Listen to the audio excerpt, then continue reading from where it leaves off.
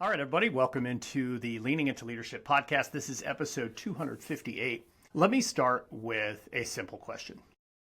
When the pressure hits, when the critiques come, when the plan falls apart, when you're tired, when you're stretched thin, what is it that you default to?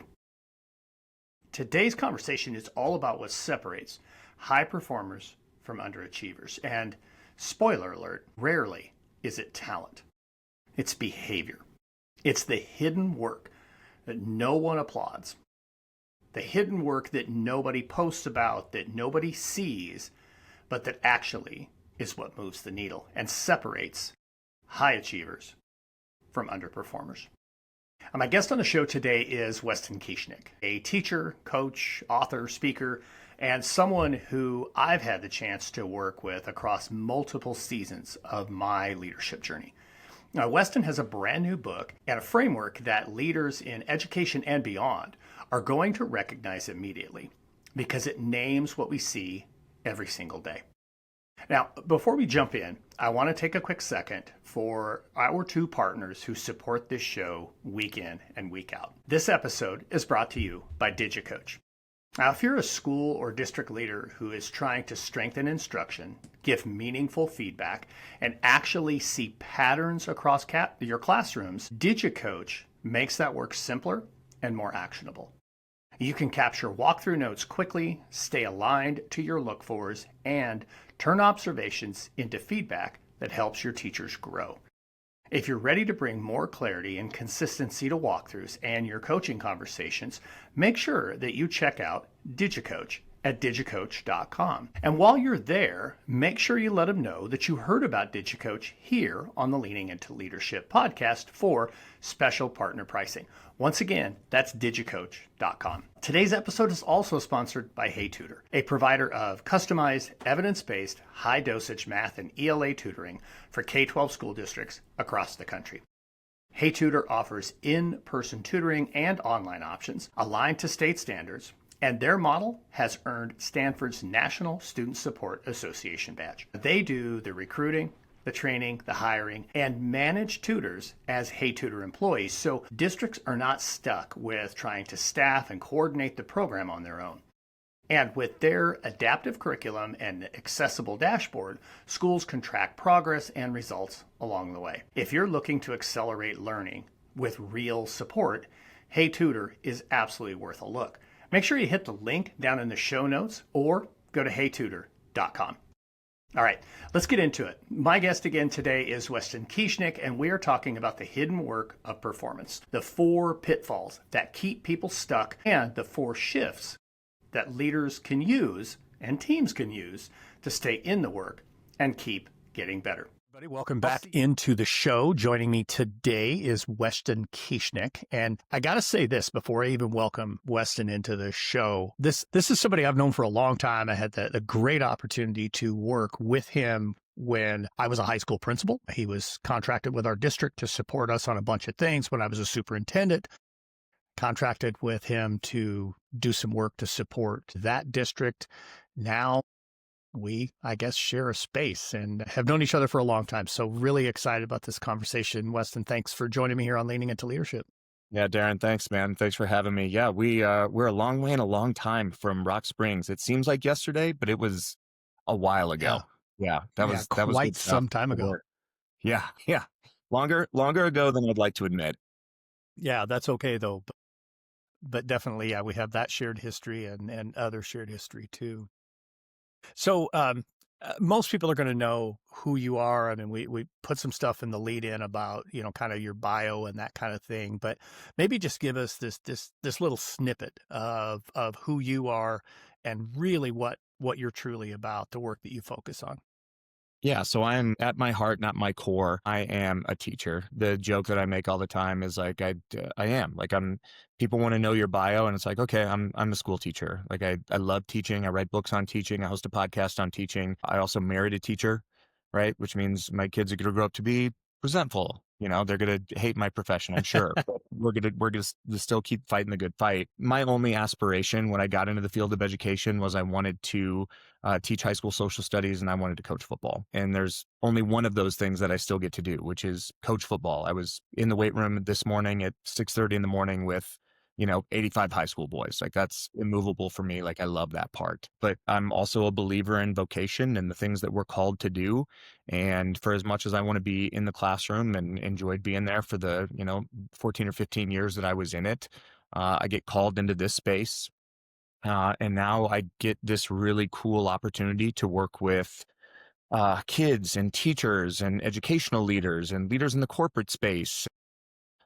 It's been an awesome opportunity for me to sort of have a window into exactly what our conversation is today, which is like, hey, what's the difference between top performers and underachievers? And you're in the same space I am. Like, we get to be around both all the time. We see top performers and we see people who aren't achieving up to their potential. And I've been obsessed with, back since I was in high school. It's a story I tell in my keynote. Like, I've been obsessed with, like, okay, if all these things are equal, right? If talent is equal, if background is equal, if upbringing is equal, and you've got one person who succeeds at an astronomical pace and another one who underachieves, like, what is it? What's the difference? And so that was really the genesis for the work that we're going to talk about today. Yeah, absolutely. And I think it goes back to something you and I were talking about before we hit the record button. Obviously, both of us in this professional development space, if that's what you want to use as the term for it. Yeah. We both get the question all the time, hey, I'd love to do what you do. And, what is something, that a person could do to go do that? And I don't want to chase that. The pieces that we were talking about are the things that people don't see. And I know that doesn't directly connect to your new book, The Hidden Work. We're going to get to that in a little bit, but there is a lot of hidden work in what we do. And maybe this is a good time to unearth that. I'm sure we have some people listening who are like, oh man, I saw Wes speak one time, or, Darren, I've heard you speak. And what goes into that work, the dedication, the time, the grind. Well, I won't name it. I'll let you name it. Talk a little bit about that. Well, I'm curious to hear your take on this too, right? So, you talked about all the hidden work and the behind the scenes stuff, and we'll scratch at the surface of that. You're right. You and I get this question all the time. Hey, I want to do what you do. And for me, I'm curious about your take on this, because we haven't talked about this. For me, I feel like that's always a red flag, because I have the benefit of knowing you in your previous life as a principal, as a superintendent. And I'm just like, man, this guy was a hell of a principal. He was a hell of a superintendent. And I get the sense it was just like, you were kind of in the same space I was, where it was just like, okay, like, I've done this work for a really long time, and I'm sort of like being pulled in this direction, as opposed to like, you're the catalyst and you're like, try to push yourself out of one and into the other.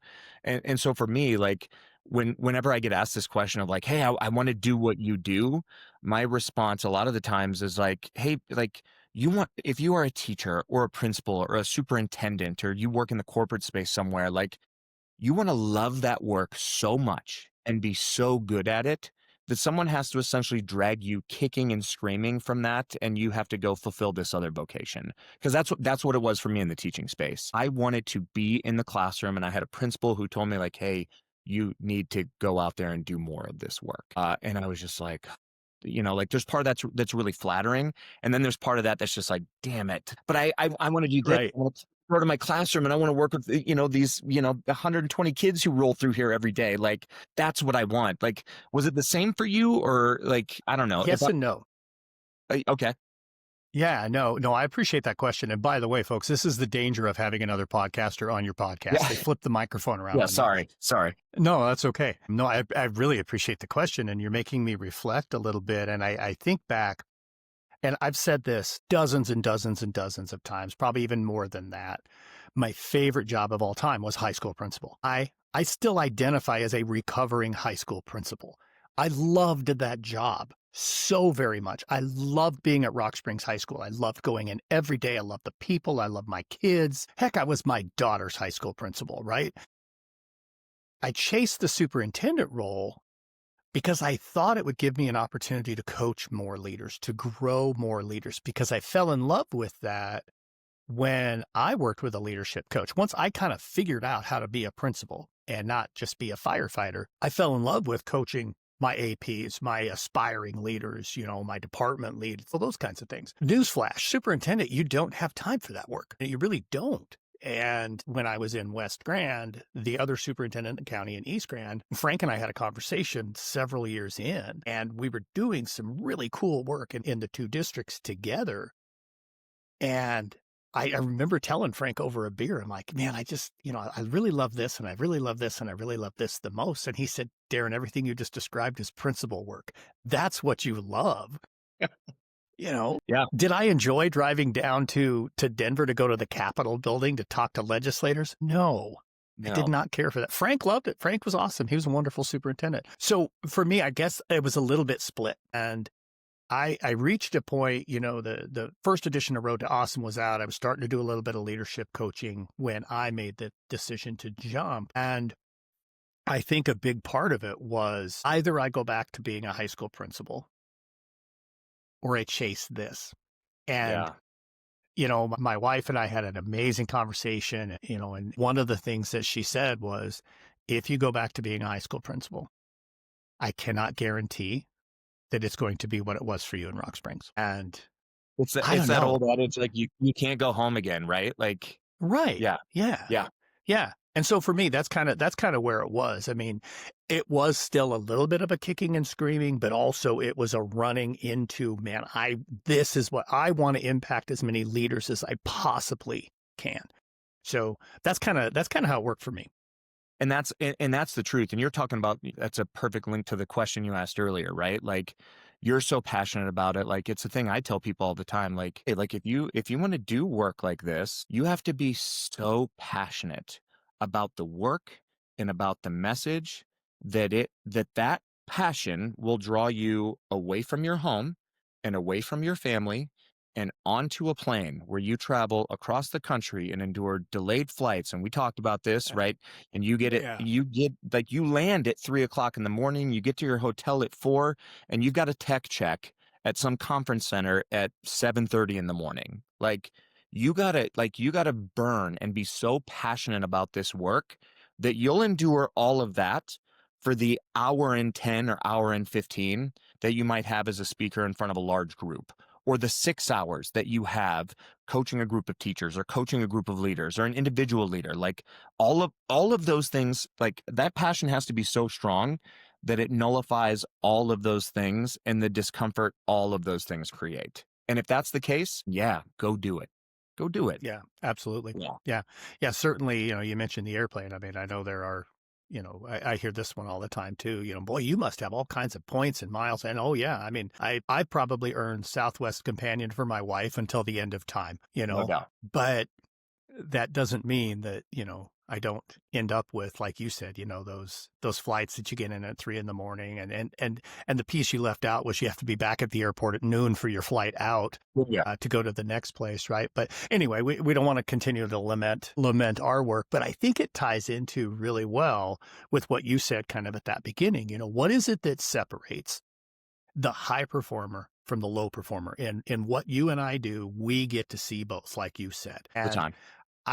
I'm curious your take on this too, and then let's lead into that. But something I've discovered in the now almost 5 years I've been doing this full time is I have learned so much more about leadership. Even though, yes, I am the leadership expert, I'm the coach, I'm the supporter, but man, I learned so much from this group over here that I share with this group, or that I share through all the content that I build on. Have you discovered that, like, wow, I've learned so much more about that work by being out there? And then 2, what are you seeing? I mean, what are those things that separate the high performers from the? I think it's the best part, Darren. I think it's the best part of our job. I think if it's not the best, it's one of the best.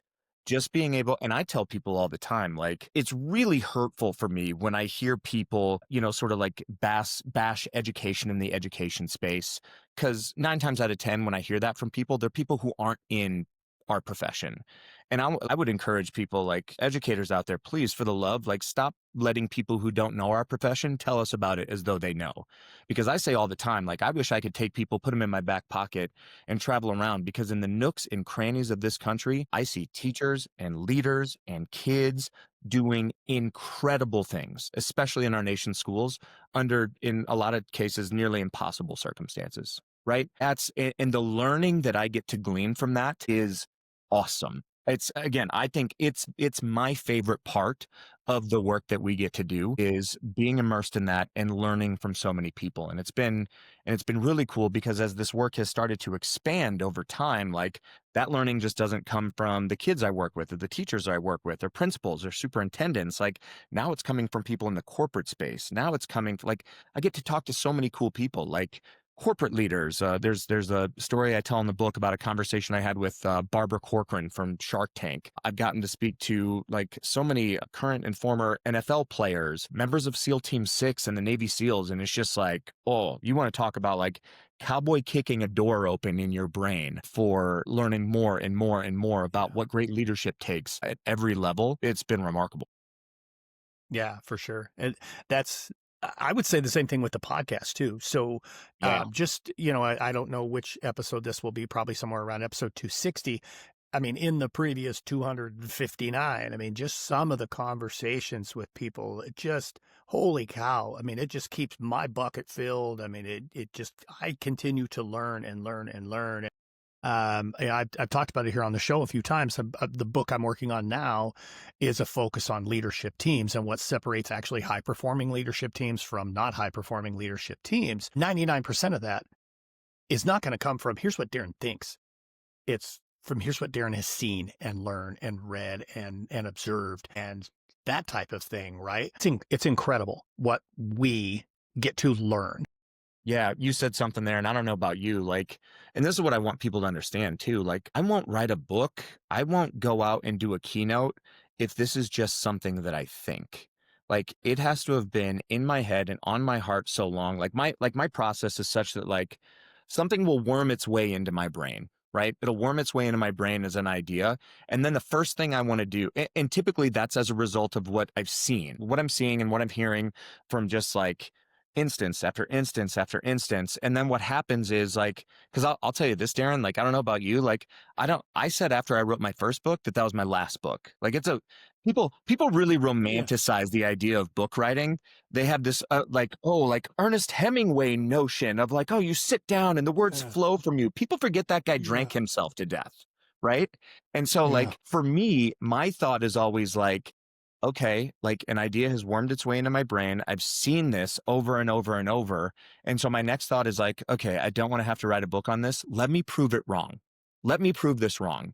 And so I'll spend a year trying to prove this wrong over and over and over. And the minute that I can't prove it wrong and it won't leave, like, it just is, it continues to noodle there in my brain, then it's like, okay, I have to get this out. And so then I'll start to talk about it and I'll start to write about it. And that's how any book or keynote that I've ever done comes to fruition. But all that to say, like, if I'm taking the time to write about it and if I'm taking the time to speak about it, it's not just because it's something I think. I'm so confident that I know it to be true. I have to share it because I think it'll help people. Well, and it sounds like, number one, agree with you 100%. And yeah, I mean, even just like the first edition of Road to Awesome, I'm probably on my third computer since then, but somewhere in the deep, deep catacombs of my Google Drive are start-stop versions of that book that are absolute garbage. But I Yeah. mean, garbage, because I thought, oh, I have to have this perfect formula or whatever it was, right? Yeah, there's so much work that goes into that. And yeah, I'm kind of kicking and screaming, dragging myself into this next book. But anyway, so let's get to that new book, The Hidden Work, and really just kind of the big outpouring, the big number one thing you want people to say, wow, okay. So in other words, that thing that crawled into your brain and wouldn't go away, Yeah. what was that? Yeah. So the thing that crawled in my brain and wouldn't go away was I kept seeing people from all walks of life, right? Like, equal levels of talent. They come from the same areas, the same circumstances, and it's just like, okay, when all things are equal, who is it that achieves at a high level where somebody who comes from nearly identical circumstances, or in some cases better circumstances, like underachieves?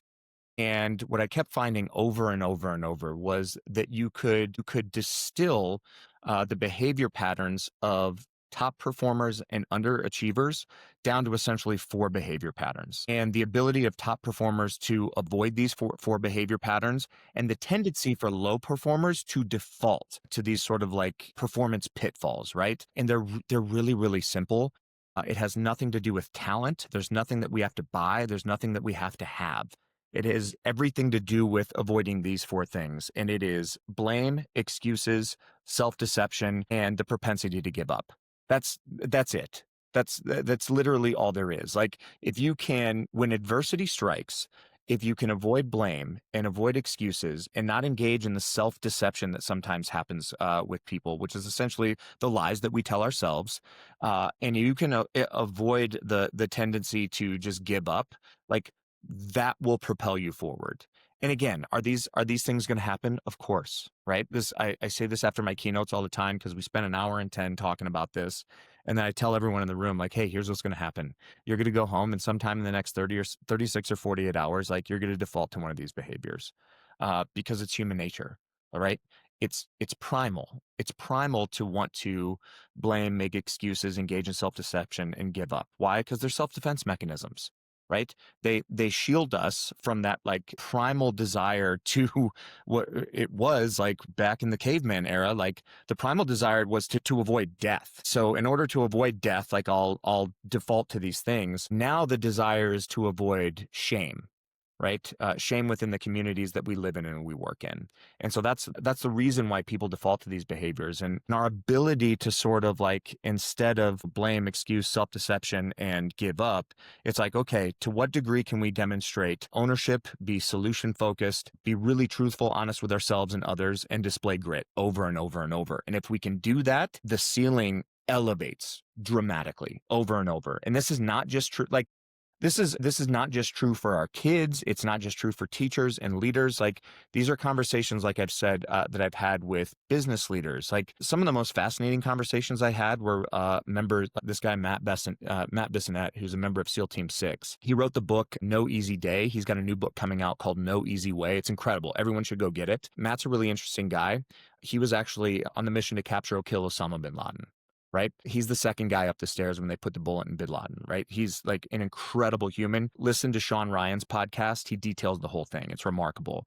But like, talking to people like him, it's just like, oh, this is not just true like at a micro level for us in the education space. Like, it's true in the macro, and it applies across business, athletics, like special forces. And that I think makes it more remarkable. Yeah, absolutely. And I think it's really important that not only do you really name these four pitfalls, but then, hey, these are the four things that you really need to lean into in order to kind of, avoid that. Now, obviously, you mentioned the SEAL Team 6 example. Maybe give us one other story or example that's not necessarily going to cross all four, but just one of your favorite pieces in there that connects to one of these that could be a real hook for me.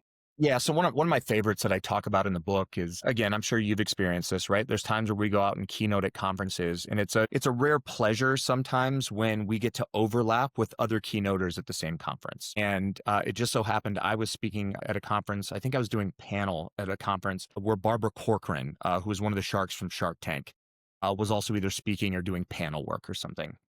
And I remember we're sitting in the green room, and we're just kind of chatting. Like, she could not have been a nicer person. And Darren, I'm sitting there, and honest to God, I'm sitting there just like, oh, Kieschnick, for the love, like, don't ask her about Shark Tank. Everyone asks her about Shark Tank. Dude, don't ask her about Shark Tank. And then like 90 seconds go by, and I was like, screw it. I'm going to ask her about Shark Tank. Yeah. Because I'm super, like, first of all, I thought Shark Tank did you ever watch Shark Tank? Yeah. Yeah, I thought it was awesome. Oh, yeah. I thought it was a great show. Yeah.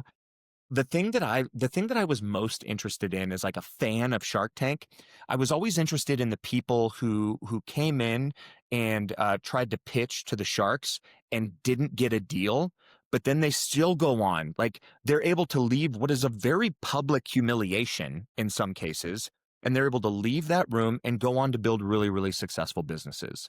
I think the most well-known example of this is the guy who invented the Ring doorbell. For those who don't know, like the guy who invented the Ring doorbell went on to Shark Tank. He pitched that idea. He got 4 no's from all 4 sharks. And then he went on to grow that company, sold it to Amazon for $1 billion. I'm sitting there with Barbara and I was just like, hey, I'm really curious. What's the difference between entrepreneurs who come on Shark Tank and they don't get a deal and they go on to create really successful businesses versus the ones who come onto Shark Tank, don't get a deal, and we never hear from them again? And I thought her answer was really telling. She said, the difference between these two is the folks who come onto Shark Tank, they don't get a deal, and they go on to create really successful businesses. After they're done with their experience on Shark Tank, they go and they talk to the producers, right? And as they're talking to the producers, she said, like the people who eventually find success, when they're having those conversations with the producers, they never blame the sharks for why they didn't get a deal. She's like, you know who they blame? Themselves. They're like, oh, my pitch wasn't clear enough. Oh, I didn't do enough prep. Oh, I didn't do a good enough job of this, or this. And so that's a prime example of sort of like one of those behavior pitfalls of blame. And it's like, hey, high performers don't default to blame, they default to ownership. And in that moment, it is really easy to go stand in front of a producer when the cameras are off and say like, oh man, oh, they didn't give me enough time, or Mark Cuban is just a dick, or like whatever it is, right? But Yeah. instead, they're like, nope, it's not about them, it's about me, me, me. And that's the interesting thing about blame versus ownership. Whereas blame looks around, ownership looks in the mirror. And this is a common behavior pattern of high performers at every level. It's one of my favorite examples that's in the I think it's fantastic. And what it really does, I mean, you take each of the 4 opposing positions there, or actions, if you will, and that is the juxtaposition. Is it outward facing, or is it looking back at me? I really thought where you were going to go with the Barbara Corcoran story, honestly, was that they didn't give up. But that's also a piece that's there, right? They didn't just go, oh man, we didn't make it on Shark Tank, so I guess our idea sucks. No, Yeah, just because you heard no there doesn't mean you don't keep going. So yeah, it's all about exactly. that, how you turn it back to yourself, which is Yes. a self-leadership piece. Correct. Yeah. And all of that is in the sauce, right? Because the minute you blame, right? Like you outsource every part of that agency, and now all of a sudden success or failure becomes external. And when people feel like success or failure is external, right? They lack ownership and agency over it, like that it leads to quitting and giving up. But all of a sudden, like when you're more introspective and you're willing to look in the mirror and look inside and say like, oh, I could have done this, this, and this. Hey, guess what? All of those things are fixable. And because all of those things are fixable, that will propel you forward as opposed to just like bog you down in the mud of blame. Like coaches will tell you this about athletes, right? Mike, there's another great, like Mike Tomlin gave a really good interview one time where he was just talking about like they had lost a game and Mike Tomlin's mother lives at his house with him. And so they had lost the game. He had gone home and his mom was just like, oh, those officials, and like was talking about the refs. And Tomlin was just like, no, like this, okay, that might be true. And like, this is on us. We could have done this, this, this, and this. And again, it's true in every walk of life. Like people, I had a woman, I just gave this keynote last week. And I had a woman afterwards who came up to me and she grabbed me by the elbow and she said it in jest, but you could tell she was serious. She was like, will you talk to my husband? He does all of these. We're struggling in our marriage right now. And I'm just like, oh my God, no, I will not talk to your husband. But the point is well served. It's just Yeah. like, as a parent, as a spouse, as a leader, as a student, as a coach, as an athlete, like it has universal application. Absolutely. Yes. And Yeah. and what you're saying is you're not throwing out the Kieschnick counseling services, God, no. My wife mat is about to anytime burst in the soon. door. Yeah, my wife's about to burst in the door and be like, "No, we should not be counseling anyone on marriage." She has a lot to learn, but she is still teaching Yeah, me. there you go. Yeah, That's yeah, hilarious right there.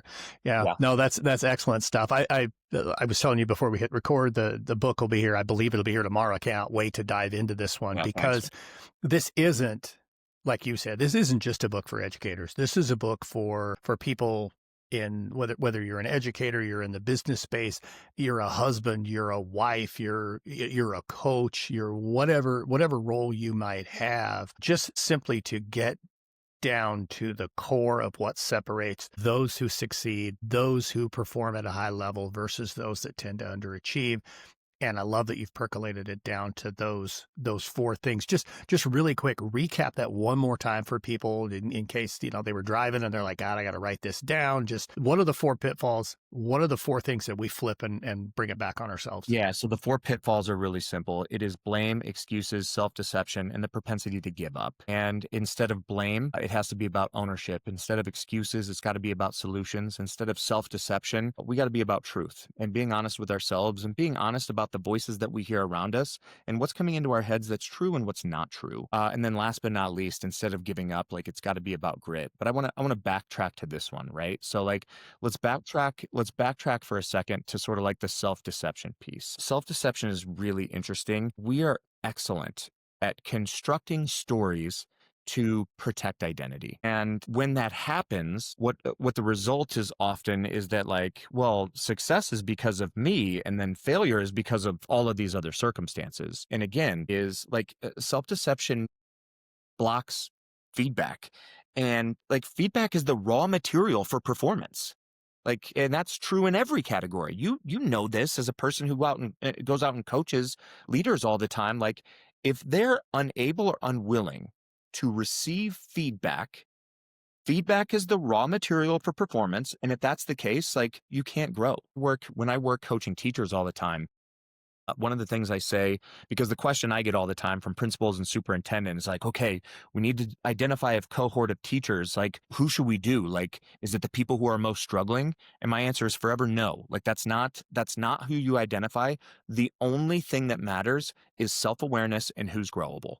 Right? Like, I don't care if they're your best teacher. I don't care if they're like one of your most struggling teachers. Like, if they lack self-awareness and they're unwilling to grow, then there's nothing you or I can do about that because they've engaged in a self-deception. There's a lie that they're telling themselves. And because they're telling themselves this lie, they're not susceptible to feedback and then they're not going to grow.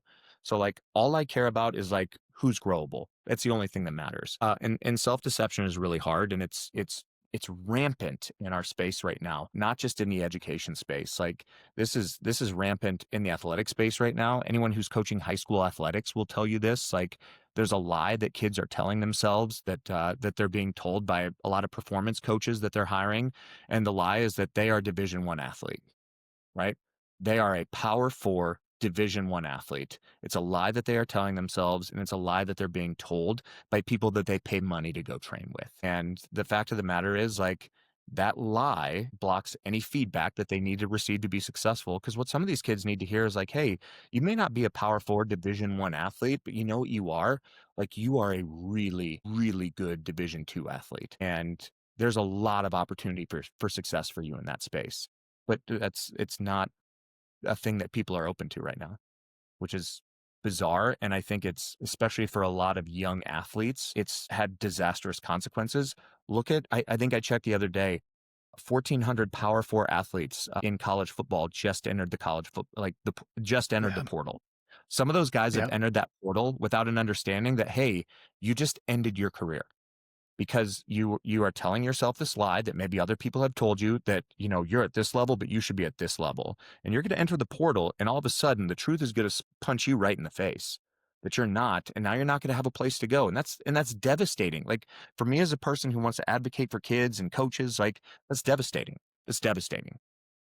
It really is. And, this is off the beaten path, but that's fine. I mean, the NIL era has created so very much of that. I read just the other day, the kid that's transferring to Texas Tech is going to make more in his NIL deal next year than Shadur Sanders' entire rookie contract. It's insane. It's wild. Right? Yeah. Yeah. And it's definitely filtered down to our high school athletes. I had Keith Wall, the Valor Christian AD on the show here, Yeah. And, that's something that, Keith talked about a lot, just seeing that impact and how it's even filtering down even to the junior high school level and the club sports. And we could chase that for hours and hours, but it is very much that self-deception. Yeah, and it's really scary, and like, and we can get off this topic, but I worry about those kids. I think about myself, I played college football. Like, I think to myself, like, man, if somebody had given me half a million, a million, $2 million as a 18, 19-year-old kid, the disaster that would have been. And it's just like, man, I hope that so many of these kids have really good parents and really good influences and people who can speak truth into their lives. And because otherwise, like, the consequences are big. Yeah. Absolutely. Without question.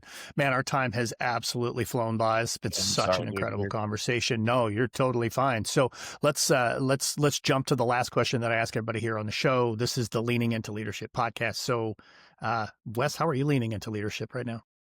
And forgive me if I'm not answering this question in the way that you want it answered, but like, how am I leaning into leadership? Like, it links back to the conversation that we had earlier. I am leaning into learning from all of the incredible people that I get to encounter. Right, like, the head coach at the school that I coach, like Mike Sanford, is an incredible guy, incredible coach. Like, he's coached everywhere, and it's just like, okay, what can I learn from that guy? When I'm on the road and I'm talking to people, it's just like, okay, what can I learn from this person? I am leaning into people who have leadership expertise and leadership expertise or leadership experience that I have not yet or may not ever be able to get, to try to beg, borrow, and steal and learn as much as humanly possible. And I think it's a good message for every leader in every field right now. The world has plenty of experts. Like, it needs more learners at the moment. And so, like, I'm committing myself to being in the camp of learner, to then try to share as much of that as I can and then continue to grow and learn. Because I think if we all settle into that space, the world's better for it.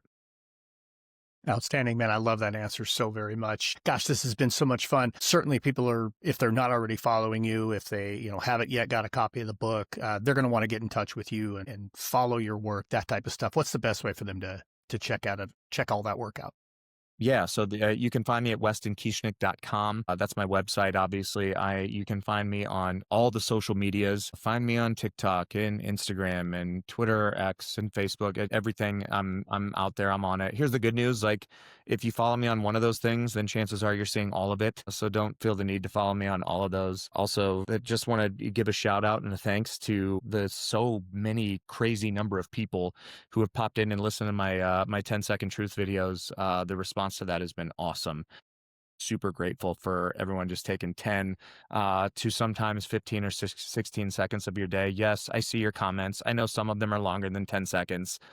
Sorry, get bent. Like, keep that comment to yourself. Like, I'm doing my best to keep them at 10 seconds. Whatever. Like, if you if you don't want to watch something for 14 or 15 seconds, you have the option to keep scrolling. You don't have That to is leave it. true. I love that so very much. That is really awesome stuff. Sorry, Yeah, that's just absolutely. The my little 10-second soapbox. truths are so cool. Yeah. Yeah. No, I Yeah. appreciate it. Yeah. No, that's all good. That's all good. I love that stuff so very much. So, man, Weston, this has been so much fun. I'm so glad we had an opportunity to catch up and to sit down and actually hit the record button and share this with everybody. So thanks so much for joining me here on Leaning Into Leadership. Yeah, right back at you, brother. Thanks for having me. As always, just an incredible conversation. I really am grateful that Weston set aside some time and came and spent a little bit of time with us here on the Leaning Into Leadership podcast. Such incredible insight. And honestly, I just love those types of conversations where it's just, let's talk about leadership. Let's talk about performance. Nothing canned, nothing scripted, just a very organic, authentic conversation, honestly, between two people who've known each other for quite some time. It was wonderful to catch up to Weston, and I'm so glad that we had the opportunity to share that conversation with you here on the Leaning Into Leadership podcast. And now it's time for a pep talk. My pep talk for this week simply goes back to what we just listened to here in this episode of the podcast. I love how Weston talks about those 4 pitfalls, that those who tend to underperform tend to fall to blame or to making excuses or fall into self-deception, or they just simply give up.